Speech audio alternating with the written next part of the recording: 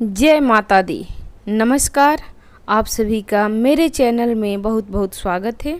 आइए सुनते हैं हल छठ ललही छठ की पौराणिक कथा। हल षष्ठी व्रत भाद्रपद कृष्ण पक्ष की षष्ठी को मनाया जाता है। यह व्रत भगवान श्री कृष्ण के ज्येष्ठ भाई श्री बलराम जी के जन्मोत्सव के रूप में मनाया जाता है। इस दिन बलराम जी का जन्म हुआ था। हल षष्ठी व्रत कथा पूरे विस्तार से आइए इसे सुनते हैं। प्राचीन काल में एक ग्वालिन थी। उसका प्रसव काल अत्यंत निकट था। वह एक ओर प्रसव से व्याकुल थी तो दूसरी ओर उसका मन गौरस दूध दही बेचने में लगा हुआ था।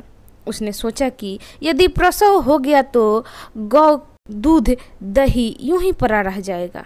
यह सोचकर उसने दूध दही के घड़े सिर पर रखे और बेचने के लिए चल दी। किंतु कुछ दूर पहुंचने पर उसे असहनीय दर्द शुरू हो गया। वह एक झारबेरी की ओर में चली गई और वहां एक बच्चे को जन्म दिया। वह बच्चे को छोड़कर पास के गांव में दूध दही बेचने चली गई। संयोग से उस दिन हल षष्ठी थी। गाय भैंस के मिश्रित दूध को केवल भैंस का दूध बताकर उसने सीधे साधे गांव में बेच दिया। उधर जिस झारबेरी के नीचे उसने बच्चे को छोड़ा था, उसके समीप ही खेत में एक किसान हल जोत रहा था। अचानक उसके बैल भड़क उठे और हल का फल शरीर में घुसने से वह बालक मर गया। इस घटना से किसान बहुत दुखी हुआ। फिर भी उसने हिम्मत और धैर्य से काम लिया। उसने झारबेरी के कांटों से ही बच्चे के चिरे हुए पेट में टाँके लगाए और उसे वहीं छोड़ चला गया। कुछ देर बाद ग्वालिन दूध बेचकर वहां आई।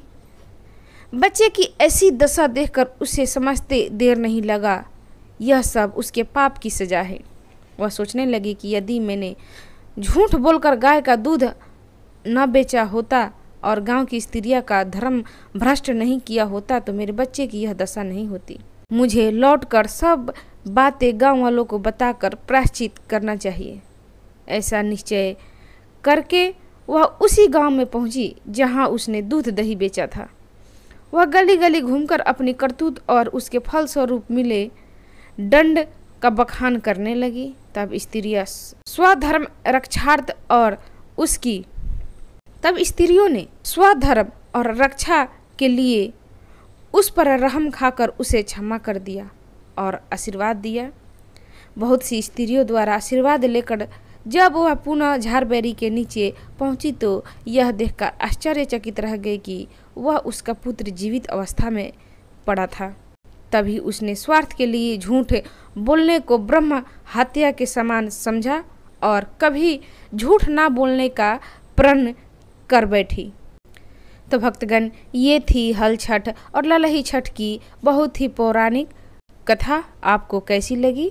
अच्छी लगी तो लाइक करें, शेयर करें, मेरे चैनल को सब्सक्राइब करें। एक बार प्रेम से बोलिए हल छठ माता की जय, ललही छठ माता की जय। धन्यवाद।